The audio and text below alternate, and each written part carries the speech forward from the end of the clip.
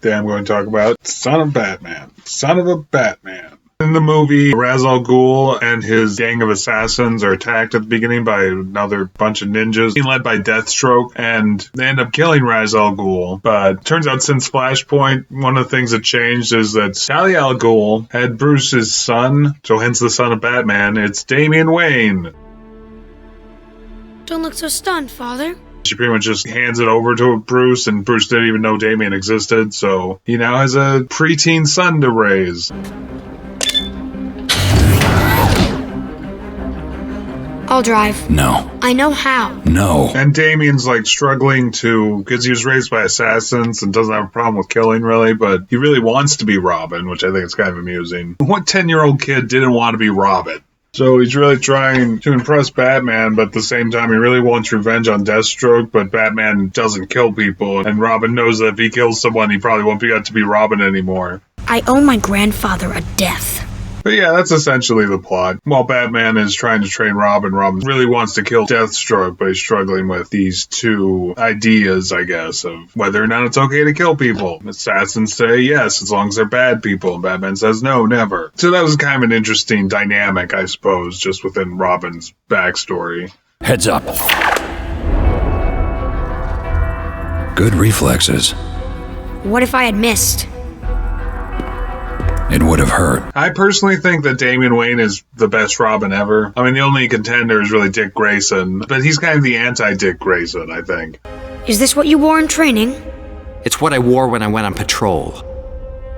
The only thing it's missing is lace trim and a sun hat. The first Robin, what made his story was interesting was that parallel Batmans, so the Batman was kind of teaching him everything he had to learn himself in order to get past his own parents' death. He's Robin now. He stays with the Batman.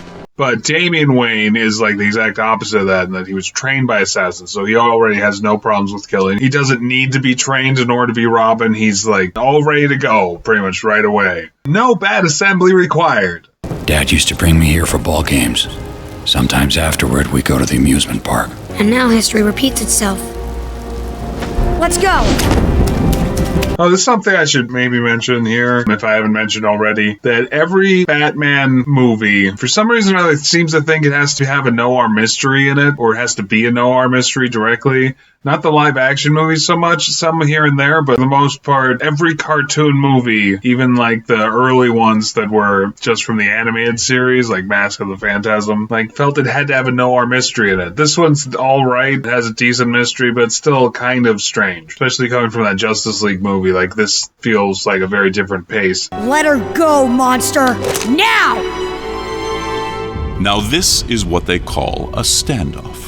Also, the beginning of this starts out really strong, and then suddenly the pace drops pretty dramatically, actually. And it's because I think it's kind of teasing us almost. Oh, you think this is going to be in the first 10 minutes, ninja action adventure, and then it's no. The rest of the movie, no our mystery. Pace slows way down. I'm doing it for us.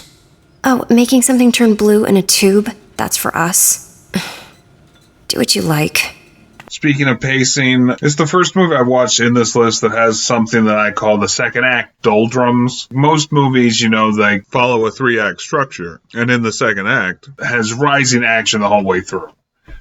Just a pretty much upward slope. But sometimes movies have this thing I call the second act doldrums, because what happens in the second act is suddenly everything stops. The action stops moving up, and the plot kind of stops moving forward. Second acts are supposed to kind of draw things out a little bit. The plot should still be moving forward, though. Things should never come to a standstill. And that's usually when things do, if they happen that way, is right in the second act. Well, he was trained by the League of Assassins.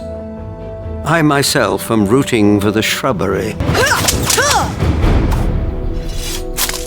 Especially in a movie that's only an hour and 15 minutes long. It's just a huge negative for what was otherwise be a really good movie, I think.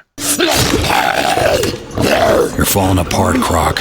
You're even shedding your scales. But outside of those very specific moments, this was a really good story. I liked how it started and it was mostly just all Robin's story, Batman's in it, but even his story was directly related to Robin, which I also enjoyed. I have a kid here. Says he's your son. I'll be right there. This one was good. And I'd recommend it to anyone who likes Batman. This is technically the third movie in the DC animated movie universe. It carries on from Flashpoint and Justice League War. But you could definitely watch it by itself or without watching anything else.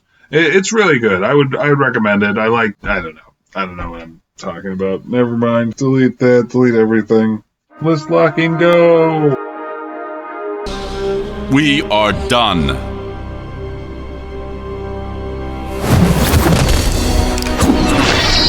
Ugh!